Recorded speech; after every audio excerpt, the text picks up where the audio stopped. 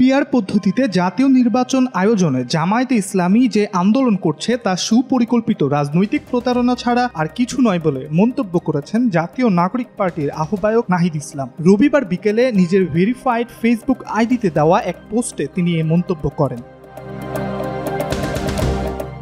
পোস্টে নাহিদ ইসলাম লিখেছেন, জামায়াতের এই আন্দোলনের উদ্দেশ্য ছিল ঐকমত্য কমিশনের সংস্কার প্রক্রিয়াকে বানচাল করা এবং জাতীয় সংলাপকে মূল রাষ্ট্রীয় সংস্কারের প্রশ্ন থেকে সরিয়ে দেওয়া। জনগণের অভ্যুত্থানের প্রেক্ষাপটে রাষ্ট্র ও সংবিধানের কাঠামোগত পুনর্গঠন সংক্রান্ত জাতীয় সংলাপকে ইচ্ছাকৃতভাবে ভিন্ন খাতে প্রবাহিত করা।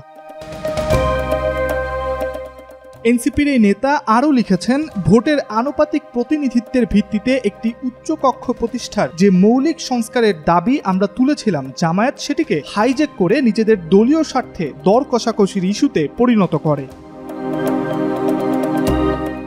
নাহিদ ইসলামের অভিযোগ, জামায়াতে ইসলামী কখনোই সংস্কার আলোচনায় অংশ নেয়নি, না জুলাই অভ্যুত্থানের আগে না পরে। তারা কোনো গঠনমূলক প্রস্তাব দেয়নি, কোনো সাংবিধানিক দৃষ্টিভঙ্গি উপস্থাপন করেনি। তিনি আরও বলেন, ঐকমত্য কমিশনের মধ্যে তাদের আকস্মিক সংস্কার সমর্থন কোনো বিশ্বাসের বহিঃপ্রকাশ ছিল না, ছিল একটি কৌশলগত অনুপ্রবেশ, সংস্কারবাদের মুখোশে রাজনৈতিক অন্তর্ঘাত।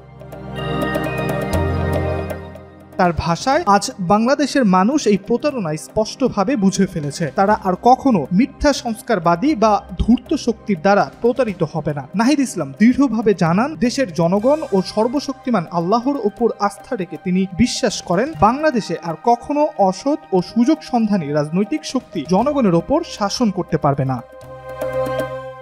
ইব্রাহিম হোসেন, আজকাল।